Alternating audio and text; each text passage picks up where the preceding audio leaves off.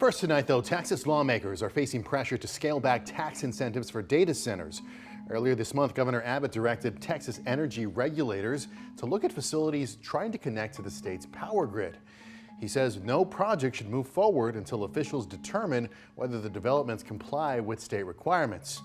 The governor added that the unprecedented level of proposed power demand could threaten the reliability and stability of the grid if the projects are not properly reviewed. The directive also calls for reviews of water usage and conservation plans, along with financial details like tax incentives, grants, and other public funding programs. According to the state controller's office, 138 data centers have been granted special sales tax exemptions on essential equipment and electricity.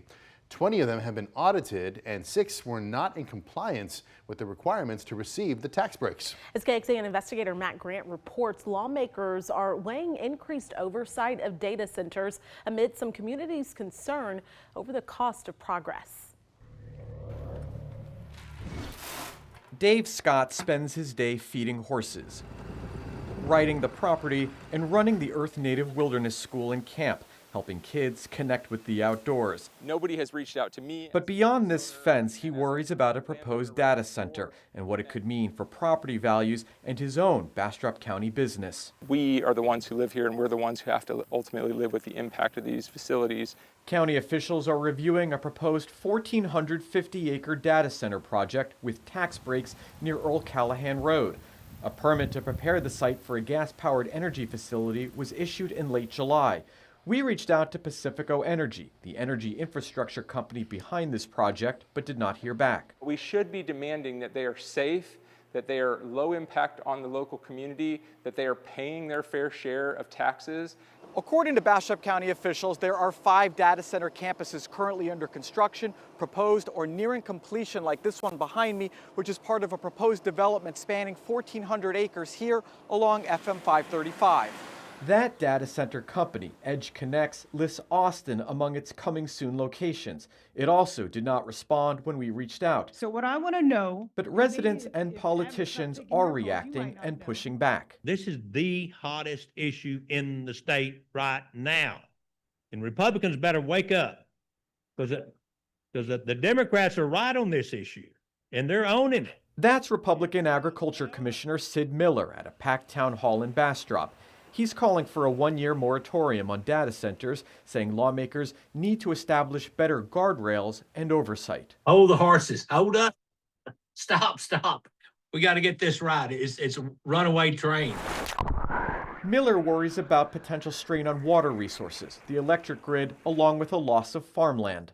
A spokesman for Governor Greg Abbott tells us he's been clear that data centers cannot come before Texas families, directing the Public Utilities Commission and ERCOT, 2 main groups that regulate electricity in Texas, to require data centers pay for their own infrastructure, bring their own power, reuse their own water, and lower residential electric bills. The public has yet to really understand just how much they use data centers already.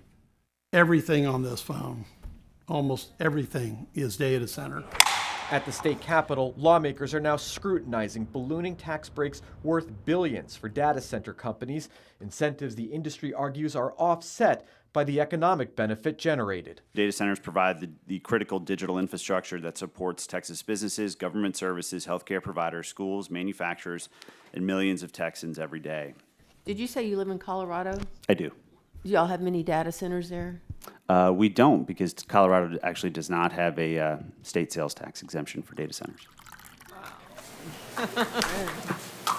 Back with Scott, he wants to see studies done before construction, worried about the impact on rural areas from an industry with no signs of slowing. The facilities themselves should not be put in at the expense of the people that live in these communities. Abbott's opponent, Democratic State Representative Gina Hinojosa, has called for an emergency executive order putting a moratorium on data centers until the next legislative session. At the Capitol, Matt Grant, KXAN investigates. And online right now, you can read extended comments from the candidates for governor and agriculture commissioner. That's under the investigative section at KXAN.com. And the governor's office says Meta has agreed to a series of conditions for its data center project. Google released a statement saying that it will also comply following its $40 billion investment in the Lone Star State through the next year. The tech giant says, quote, "We share Governor Abbott's commitment to ensure data centers are developed the right way and support high standards for data center providers," end quote. Those standards include paying for their own electricity infrastructure, reusing their own water, and reducing the cost of electricity for Texans, as well as paying their own way and eliminating taxpayer-funded incentives. Meta is building a data center project in northeast El Paso. Meanwhile, about 4 hours to the east from there, out in Pecos County, Amazon's data center development could become the largest source of climate pollution in the U.S. The New York Times reports that the plant is permitted to release about 33 million tons of carbon dioxide every year. According to Houston media outlet KXAN, this does not mean it will produce that much pollution, but it does mean it has room to surpass the country's largest power plant emitter.